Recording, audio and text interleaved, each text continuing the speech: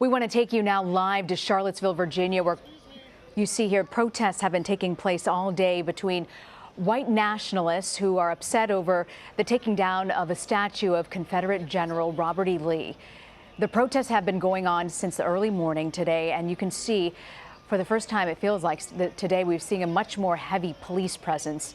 At one point, it had calmed down. They had asked for the city had called for the evacuation of the square, which this protest was taking place. And at one point, it appeared that people were evacuating peacefully. But the news that we are just getting in is that there has been an accident, a collision, where two cars collided, and then it went directly into the protesters in that area. I want to turn now to our Paula Reed, justice reporter who's on the ground. Paula, what can you tell us about this collision, this accident?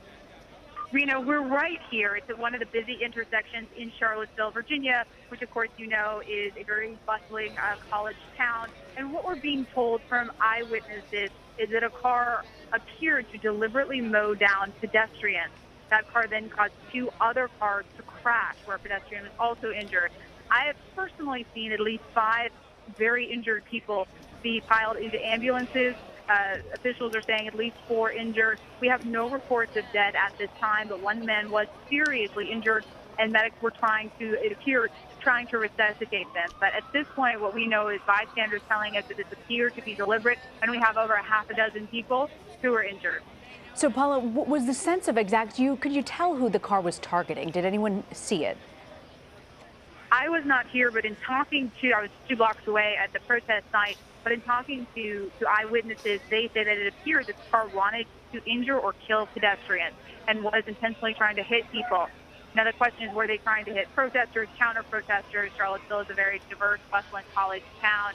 Watching the people be carted in, it does not appear that there was any specific target. It's a very diverse group of people who have been piled in, all ages, all races, all shapes and sizes.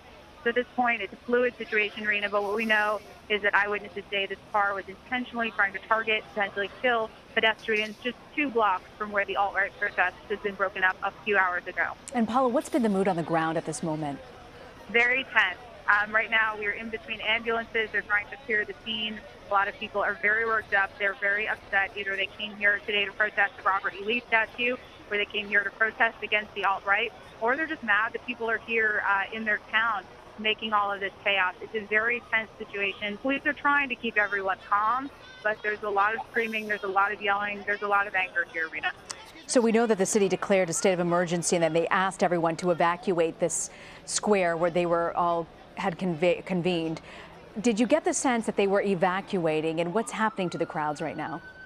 So the park where the protest was originally, that has been completely cleared.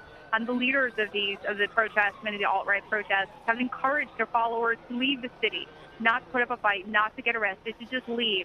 Jason Kessler, one of the leaders, he has vowed to sue the city for violating their First Amendment rights. So, Rena, things seem to have been calming down, and then just 2 blocks from the site of the now empty park, we have what is potentially a deadly situation with at least a half a dozen people injured and being carted away in ambulances to the hospital after apparently being targeted by a vehicle. If you're joining us now, we're following the ongoing violence that took place very close to the University of Virginia in Charlottesville, where white nationalists have been clashing with counter-protesters. Our Paula Reed is on the ground right now. Paula, what are the police saying? The police aren't saying too much. Police have said that they have not seen any fatalities at this point here at the scene, where people are still being collected, put on stretchers and put in ambulances. But there's at least a half a dozen people we've seen who are very injured. And right now, they're not clearing this intersection. It's a very busy 4-corner intersection in the middle of Charlottesville.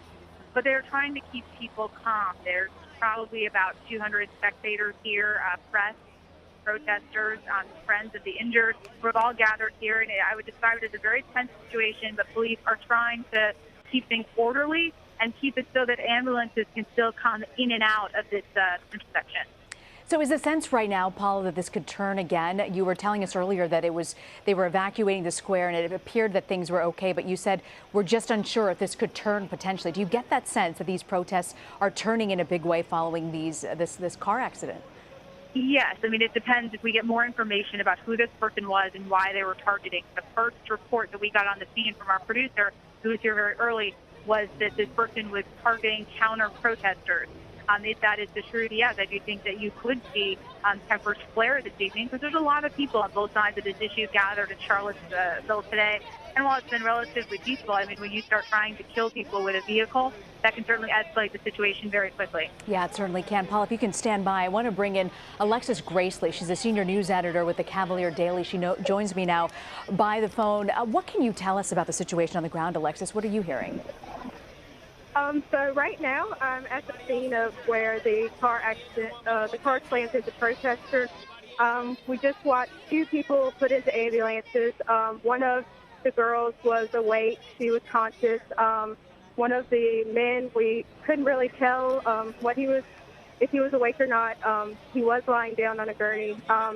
But mostly people are just hanging around. It's a lot of counter-protesters who are out here showing support for the people who were hit. And, yeah, it's definitely a tense situation, but people are starting to come together a little bit. So, Alexis, did you witness the car crash? I did not. We've actually been bouncing back and forth between different areas of Charlottesville, trying to follow things that are going on. So we actually just arrived here on the scene about 10 minutes ago.